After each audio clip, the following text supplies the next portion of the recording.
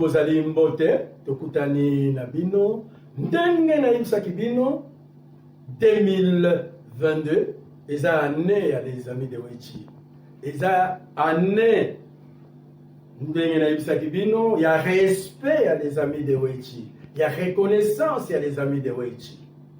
Na yebisaki bino idéologie ya futurologie eloko to banayi kosala na ba 2000 et ça impact aujourd'hui.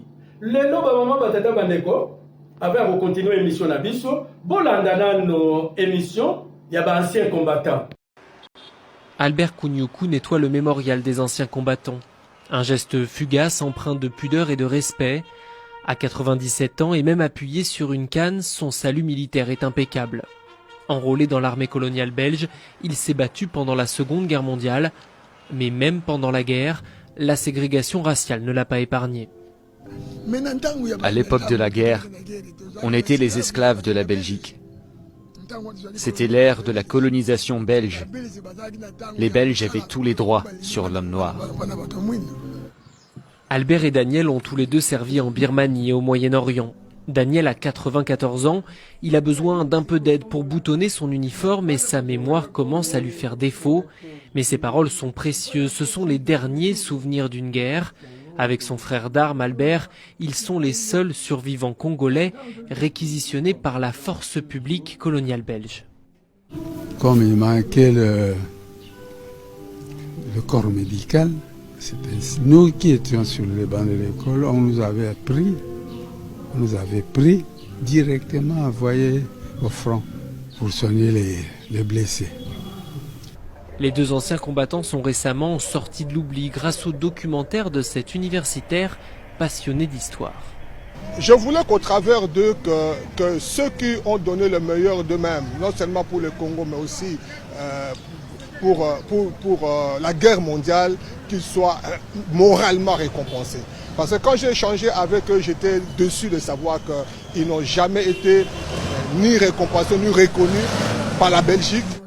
Congo, Rwanda, Burundi, les trois colonies belges ont fourni des milliers de soldats engagés aux côtés des Alliés. Les soldats congolais n'ont jamais rien perçu pour leur participation à la guerre. En 2018, plusieurs enfants d'anciens combattants ont déposé plainte contre la Belgique et réclamé des indemnités.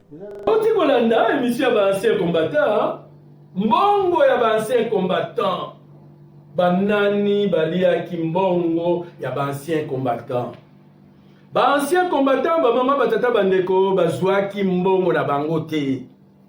Est-ce que Belgique a foutaki ou bien a foutaki te? Biso les amis de Wechito Salaki, reportage na 2005, Bolanda et puis na Rozonga. Ravi de vous retrouver sur Télématongué, votre chaîne excelloise d'actualité africaine dans tous ses états et de divertissement. Et comme d'habitude, Télématongué n'a pas manqué de vous réserver quelques surprises. Mais je ne vous en dirai pas plus. Alors tout de suite, le sommaire de cette édition. Le régime du feu maréchal Mobutu a-t-il détourné la prime de guerre destinée aux anciens combattants congolais versée par la Belgique? L'opération Un banc pour tous mobilise au-delà des frontières communautaires.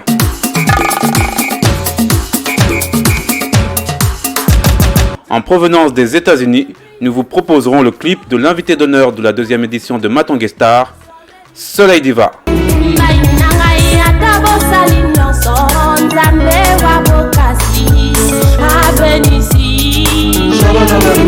Aujourd'hui, nous allons revenir sur la visite de trois anciens combattants congolais mis à l'honneur à l'occasion de la fête nationale du 21 juillet.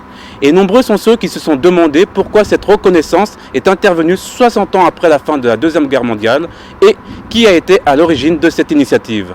Bon, les anciens combattants belges et congolais, comme vous le savez, avaient toujours réclamé d'être rétablis dans leurs droits. Ça, c'est ce qui s'était fait à son temps. Et lorsque le ministre Flao, au cours de ses nombreux voyages chez nous, a été visiter la maison des anciens combattants, il a eu le contact avec le président de l'UNACO, c'est-à-dire l'Union des anciens combattants du Congo, et de l'UNAMICO, ceux qui ont servi après 1945.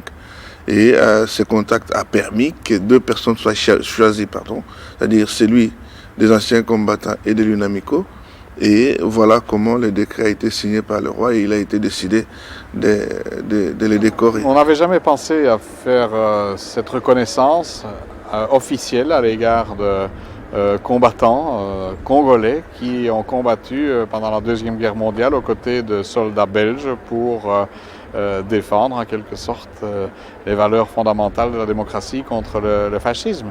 Et donc quelque part on répare une erreur, un oubli. Malgré l'immense satisfaction d'avoir été reconnus par le roi Albert II en personne, ils sont également venus avec des revendications qui, elles, datent aussi de 60 ans. Si nous sommes ici aujourd'hui, nous continuons à demander des primes, pas seulement primes de guerre. C'est la prime de guerre que nous demandons auprès du gouvernement belge. Nous avons combattu pour la Belgique. Bien que nous étions colonisés, ce n'est pas les Congos qui étaient en guerre, c'est la Belgique qui était en guerre. Nous, en tant que colonie de Belges, les Belges nous ont utilisés pour combattre à côté de nous, pas volontairement, on n'était pas volontaire, mais on a dit oui, parce que si la Belgique était comme elle était occupée, un jour, les Congo belges devraient aussi n'étaient plus devenir Congo belge. Ça pouvait peut-être devenir encore un Congo allemand, par exemple, je dis. Parce que si l'Allemagne avait donc gagné la guerre, c'était un chambardement total. Les colonies françaises, comme les colonies anglaises, comme les colonies belges, devraient venir à la colonie allemande à cette époque-là. C'est ce que nous, on a défendu, on a interdit aux Allemands de prendre le Congo, etc., etc. La seule chose, c'est que depuis que nous avons terminé la guerre, et depuis que nous avons mis notre vie au risque des balles de l'ennemi, rentrés démobilisés jusqu'à aujourd'hui, nous n'avons aucun prime de guerre de la part de Belgique. Car nous nous sommes battus, non pas pour le Congo. Le Congo n'était pas en guerre contre l'Allemagne, ni contre l'Italie. C'était la Belgique. Et nous avons travaillé pour le compte de la Belgique, et la guerre était gagnée. Mais nos collègues africains, en l'occurrence, ceux de Brazzaville, Congo-Brazzaville, ceux de Tchad, ceux de Nigeria, ceux de Cameroun, qui ont été ensemble avec nous dans la guerre, que nous avons pu rencontrer après la démobilisation, après des années, ils nous ont dit qu'ils sont très bien soignés. Il y a même un qui m'a montré un château qu'il a acheté sur base des primes de guerre qu'il recevait. Tandis que nous, au Congo, les anciens combattants ne reçoivent rien. Moi, personnellement, on me paye par mois 400 francs congolais, qui n'est pas même la moitié d'un dollar. Nous sommes ici pour demander à la Belgique de nous donner ce qu'il doit nous donner. Notre prime de guerre et nous donner des primes de vieillesse égales à leurs ressortissants belges. Nous, on nous donne 300 francs, 400 francs à la fin de chaque mois, qui n'est même pas un dollar. Est-ce que c'est une vie, ça? Il se fait qu'à une époque, l'argent a été versé au Congo, mais que le régime de M. Mobutu n'a pas renvoyé cet argent vers les combattants. Il est resté perdu dans certaines caisses. Et que représentait cet argent donc? C'est une somme considérable qui devait servir précisément à aider les anciens combattants pour les problèmes de santé, etc. Mais l'argent n'est pas arrivé. Donc aujourd'hui, on essaie de corriger un peu ce qui s'est mal passé jadis. C'est vrai que 176 millions de francs belges avaient été payés. Les documents avaient été signés ou les contrats avaient été signés avec le ministre Ngouz à l'époque. Ces fonds ont été transférés sur le compte bancaire de l'ex-Zaïre, actuellement République démocratique du Congo, et ensuite détournés par le gouvernement du maréchal Mobutu. Mais ce qui s'est passé en réalité, d'après les informations que nous avons eues, c'est qu'il y a eu des compensations qui avaient été faites. À l'époque, le gouvernement du Zaïre devait de l'argent au gouvernement belge et le gouvernement zaïrois, dans les capacités de payer cet argent, avait trouvé une voie de régler ces litiges en utilisant l'argent qui avait été destiné et dont la Belgique était prête à payer aux anciens combattants pour régler ces litiges. Je n'ai pas beaucoup de détails sur ce litige était quoi. Je ne saurais pas dire si le fait que cet argent ait été versé de cette façon était régulière, ou alors il y avait des personnes à l'époque qui avaient trouvé leur compte et qui avaient trouvé que la voie la mieux de régler ce conflit était de le faire.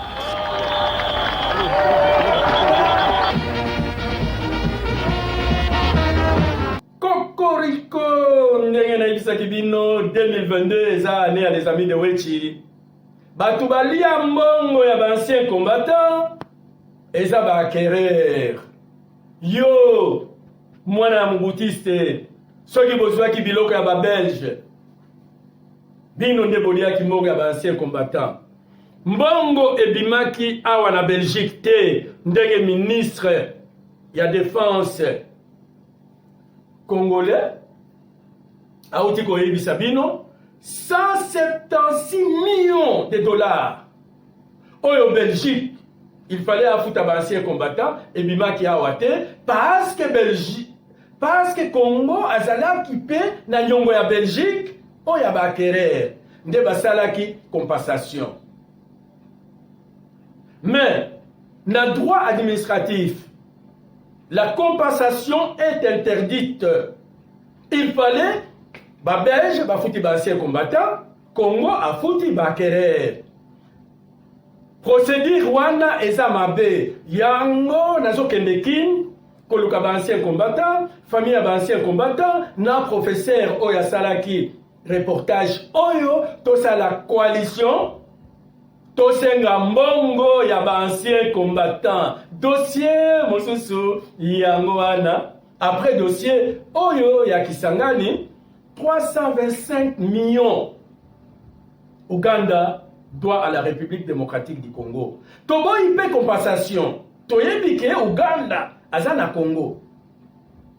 Museveni azama yene mabe bande konangai. Akoya na facture ke armée nangai ezo aider armée na bino tokangi ba ADF nalu facture na biso 400 millions. C'est un exemple. Ogomona ke c'est le Congo maintenant qui doit à l'Ouganda. Donc il faut séparer les deux objets. Coopération bilatérale entre Fachi et Museveni va traiter na ndenge na bango. Condamnation ya Kisangani va pesa mbongo tokende ko indemniser bande konabiso ya Kisangani. Yango mikoloyo Cyprien Wechi alias vieux formidable. Mtoto wa batu mkono wa kume. Ciao ciao. Alain, dis-nous tout. Où va-t-on maintenant? On va en Afrique? On reste à Bruxelles? Eh bien, Chouna, nous le rendons directement en Afrique centrale, en République démocratique du Congo, où il y a un an déjà, la guerre sévissait dans la ville de Kisangani. Deux pays voisins, le Rwanda et l'Ouganda, s'y affrontaient. Notre équipe s'est rendue sur place il y a quelques jours. Nous avons pu constater de graves dégâts matériels et une population très affaiblie. C'est un reportage de Cyprien Wechi. Kisangani conserve les séquelles des batailles qui ont opposé les armées rwandaises et ougandaises. Après le retour au calme, la population bouillomèse témoigne de son quotidien. Comme vous le voyez, toutes nos maisons sont criblées de balles. On a perdu nos maris et tous nos effets personnels, nos enfants, tous nos biens. Il y a eu beaucoup de morts. Nous sommes vraiment dans la souffrance. Nos maisons sointent. Nous dormons dans des conditions difficiles. Quand la guerre s'est achevée, l'État a promis qu'il nous dédommagerait. Si on a perdu un être cher, l'État nous donnera une maison en guise d'indemnité. Mais jusqu'à présent, rien n'est fait. Après ces images, Alain, quel est ton sentiment par rapport à la situation à Kisangani? La situation à Kisangani, comme tout le monde a pu le constater, est très grave. Il y a de nombreux dégâts matériels, beaucoup de femmes sont veuves, beaucoup d'enfants sont déplacés. La grande question que nous posons, c'est qui va indemniser ces victimes? Les civils sont toujours les grands perdants quand il y a un conflit armé.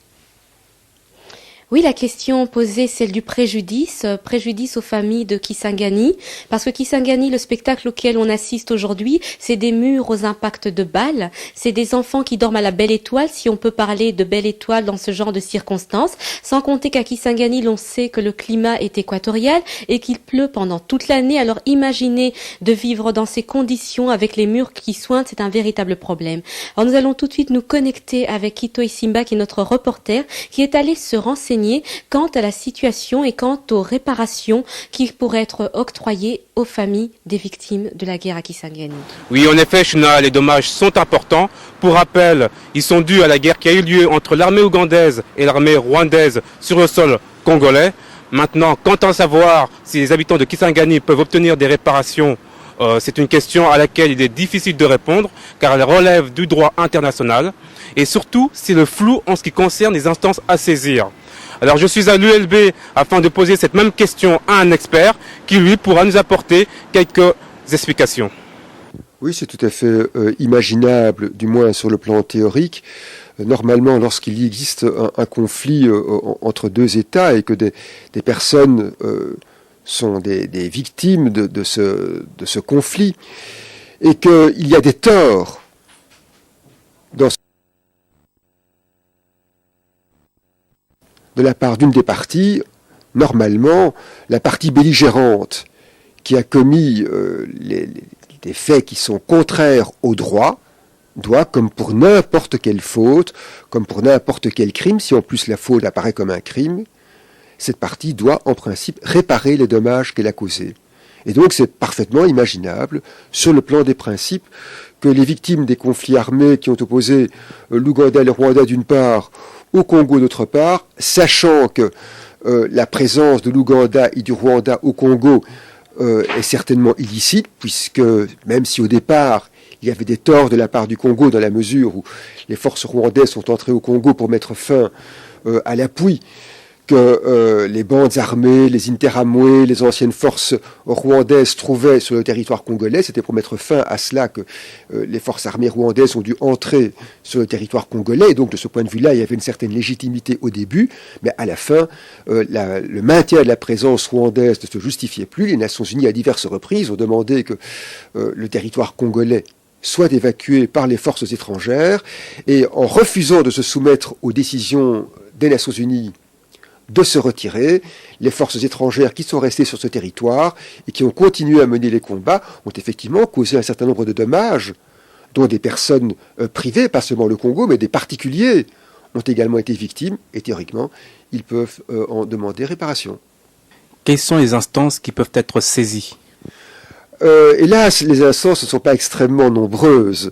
On peut imaginer des tas de choses. On peut d'abord imaginer que le Congo, d'une part, le Rwanda et l'Ouganda, d'autre part, s'entendent pour confier le règlement des litiges résultant de l'intervention rwando-ougandaise sur le territoire congolais. On pourrait imaginer que les parties s'entendent pour soumettre ce litige soit à la Cour internationale de justice, soit à l'arbitrage. Il n'est pas inimaginable que le Congo, à ce moment-là, demande des réparations à l'Ouganda pour les dommages qu'il a subis et pour les dommages que sa population a subis.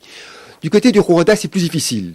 C'est plus difficile parce que si l'Ouganda et le Congo ont reconnu la compétence de la Cour internationale de justice, il n'en va pas de même du Rwanda.